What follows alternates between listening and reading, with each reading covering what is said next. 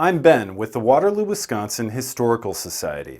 Today we're going to take a look at 119 North Monroe Street here in downtown historic Waterloo, Wisconsin.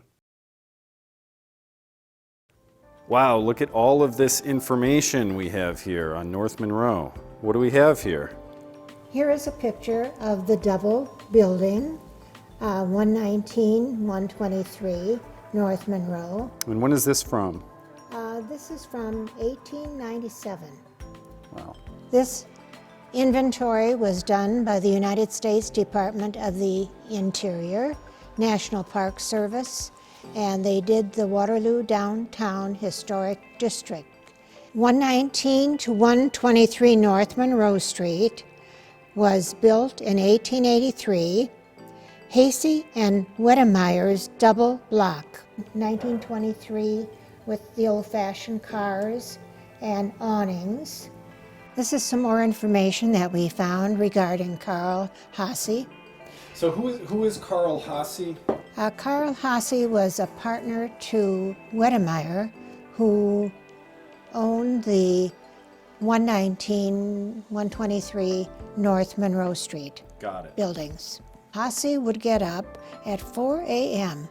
when he needed supplies and went on foot to Watertown to get materials, strapped them on his back, and returned to Waterloo in time to get in a half day's work with his customers. It is crazy how these things just evolve, isn't it? I know, it is. It's just, and you know, it's amazing. So you're saying that this gentleman who walked back and forth from Watertown with a crust of bread in his pocket, according to your records, became a beloved member of the community, started a general store in the location from a wooden shanty to a general store, which is now a brick building in the location of 119 North Monroe Street. Correct. Waterloo blooms. This is it. So the building used to be the general store, right? Correct. Yes, It used to be a grocery store, and over the years it's kind of converted into a few different things. This was the center for all activity. I mean, you got to figure little town with a general store. That's where everybody went when they needed anything. Groceries, flour, wheat, Wow. everything.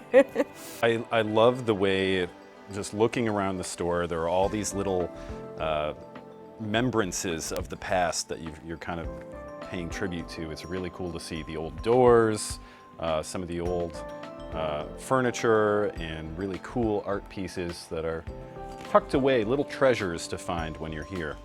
We want people to be able to look around once at the store, and then we want them to walk through again and just find something new every single time they come in. Like a good book. Yes, What a happy business. it is.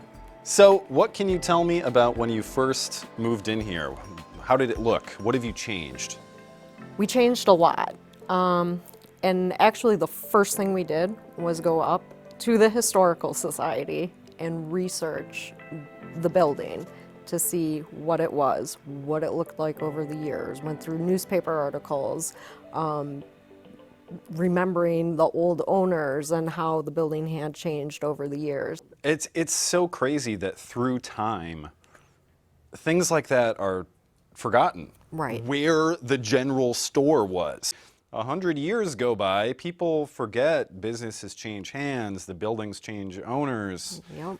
Some of my favorite time is actually down in the basement here because there are a lot of old newspaper clippings and advertisements. Treasures in the basement. So many treasures in the basement. You really have to go and check out the treasures in the basement. As long as Steve didn't throw the stuff that was in the basement away. Yeah, we get down there. It's gone. There's been a theft. Let's go into the basement. The basement. Should I be scared? Maybe a little bit. This old brickwork is so cool. And I mean, The archways fascinate me because it is they're two buildings, but they're actually connected. So the basements are conjoined just like the building upstairs. We have some old wreaths here that used to be hanging on the light poles around Christmas time. So many businesses have passed through here over the years. We have clothes here. We have the old Santa suits, the original awnings from the building. We have bowling pin. Arrow Collar Man. I don't even know who that is. Oh, I think he was like a superhero. Was he?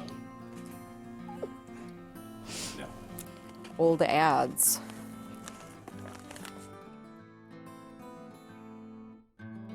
It wasn't too creepy. No. And a lot of interesting things down there. It is. And cool, some cool stonework.